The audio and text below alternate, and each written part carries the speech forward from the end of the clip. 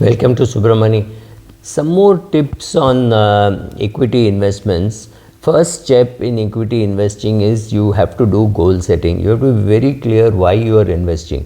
If you do not know why you are investing, it's very difficult to know which instruments to pick. So if somebody comes and asks me, is Tata Power a good share? And my head spins saying, what is your question? Are you looking for a son-in-law who is working in Tata Power? You're asking me whether that company will stay on. Are you wanting to lend money? Are you a venture capital company looking at their subsidiaries? Are you a real lay investor wanting to invest for the next 5, 10, 20, 30 years? Or are you looking at trading in it for the next 3 months, 4 months? I have no clue. I don't even know your name, but people very bravely go online and ask, is Tata Power a good buy? Is Supreme Industries a good buy? Is Hindustan Lever a good buy? Is Asian Paints a good buy? I have no clue, right? Not because whether they are good buys or no. I have all this in my portfolio, but I do not know whether it is suitable for you. Therefore, I don't give advice. I can only say generic, right? I can say generically, Tata Power is a good share. I bought it at 30 rupees. Today it is at 230. So if you buy, the price will go up and I'll sell. I don't know at what price I will sell. So I can only tell you, yes, it's a good company. It is giving me a good dividend yield because I bought it at 30 rupees.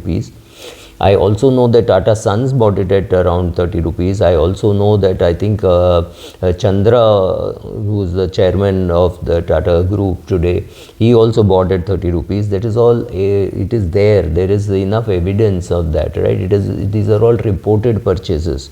I'm not trying to guess out of my head. I have a friend who bought 10 lakh shares at 30 rupees. I know many people who bought, right? So it's not a question of whether it is right or wrong, but people do buy, people do sell, people do lose money. So what is the first thing you require? You require a goal. If your goal is 10, 20, 30 years away, yes, welcome to the world of equity. You are good to go, right? But if you've got a 2-year view, it's not as though you will not make money in 2 years. Maybe in 2 years some share will go up dramatically, but for you to be able to spot that is very difficult. And I'm stepping back a little more. I'm saying, first of all, know what is your philosophy of investing. Are you a momentum investor? Are you a large cap investor? Are you an investor with a long term view? Right? You have to know that, because it is easy to say, oh, in the long run, small and mid cap make more money than large cap, so I'll invest in small and mid cap. And then when small and mid cap crashes 30-40%, you say, oh, small and mid cap is too volatile, I'll sell. If you want to invest in small and mid cap, you have to understand that there will be volatility. There could be a 30% fall. So small and mid cap, maybe it's a great time or not a good time to be investing, but even if you are investing, you have to be doing a SIP into it. You should also be seeing among small cap funds which are the ones where the PE is lower, because there the risk is lesser. You want to take the risk of investing in small cap, be my guest, nothing to worry about. I'm making this video in November 2022, in January 2023.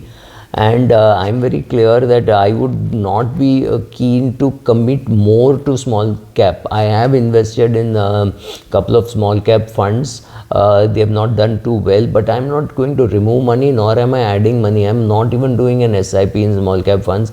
I'm much better off today in investing in single companies. I'm not too keen to put, but I love small cap funds because it's very difficult to spot small caps, right? Because you've got to spot too many small caps, and you don't want to commit too much because of liquidity, etc. Because one thing which is very important for you to realize, when markets do badly, small cap trading volume just freezes and nothing happens. You will never be able to it.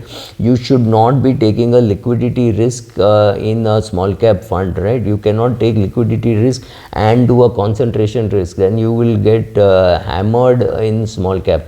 So you have to understand what you do. How do you understand all this? First is you make a philosophy statement. If you go to my blog, which is subramani.com, I have made philosophy statements for retired people, etc. Go and see how much you understand and draft it for yourself. That is step number 1. Then you will know which share to buy long term.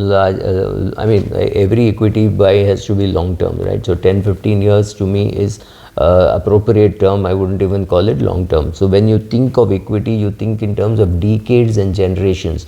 You don't think of hours and weeks and months, right? So if you're thinking of decades, yes, generations, yes, then maybe even small cap will make money. But it is possible in the next 2 years that large cap makes more money than small cap, and you keep wondering, what am I doing, right? So timing the market and this is very, very difficult, right? So, so first is have your investment philosophy statement. I am creating this heirloom for my son. I am creating this heirloom for my daughter, right? So this is for my family, and the very clear instruction that my family will get it professionally managed if I am not there, or if my son or daughter is interested, they will handle this. Whatever, you have to have all that. It's a family commitment. It is not just your investment philosophy statement. Then you choose the company, and I choose a company very simply by saying from where is it, which geography. Some geographies I just don't touch because I think it's too risky. Those promoters are not worthwhile, and my only question that I have to ask is, will this promoter bring enough meat to the table and leave enough for us? Like you know, a lion does not eat more than 25-30% of the kill that it makes, but when it is in a, but it is always in the herd, and the herd can really rip apart any animal that it kills within few minutes, right? So it can, but it still leaves enough for the jackal and the vultures, right? So not all the bones would be eaten. So the bones would be picked clean by the vultures and other birds of prey, right? So it's important to know whether the promoter will bring enough meat to the table and leave enough for the shareholders. I'm not too much worried about his virtues, whether he's a good guy, whether he's politically active. In India, you need all that. You cannot just say, oh, I'm very virtuous, I will not invest in A group, B group, C group, D group. Then you can't invest, right? So you decide at what level of morality you want to be, because MNCs, everybody, if you see them closely, they've all played dirty, right? So to say I will invest only in the cleanest of clean companies, you will not find even one.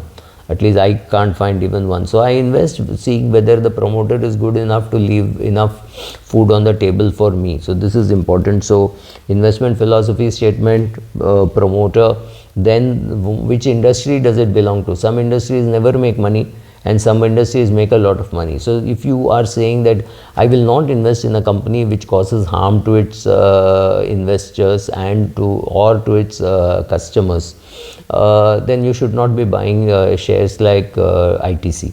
Or you take a philosophical view saying, look, ITC is catering to people who know what they are doing, right? So they know they are going to die of cancer, and therefore they are smoking. So I like the cash flow, so I will invest in ITC. Both are right, but it should be reflected here in your investment philosophy statement. Don't say in your investment philosophy, I'm sarva lokan sukhino bhavantu, the world will be good, and etc., etc., and I also invest in ITC. That is the conflict. There should be no conflict between your investment philosophy statement, your life, and your investments, because once there is conflict, you will have a problem. I used to be an investor in ITC till some time back, but I sold off saying I don't want to be part of a company which is causing cancer, and I use that money to invest in Siemens. And normally when you put a constraint on yourself saying I will not invest in some companies, your return should go down. But Siemens has done much better than ITC over the last 4-5 years. I have not seen for the last 6 months, but I have no regrets. But I do not invest in ITC because I don't want, it is a part of my philosophy statement that I don't want to invest in a company which causes cancer, which causes farmer suicide. So no Monsanto chemical. I have no clue where the share is, but these are shares which I used to have and I have sold off. So right, at some stage you wake up and say, okay, not for me.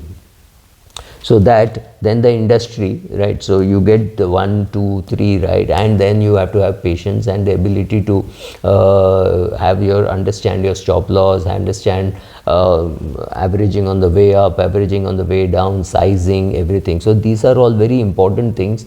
So I'm just creating videos on investment philosophies and what I have learned.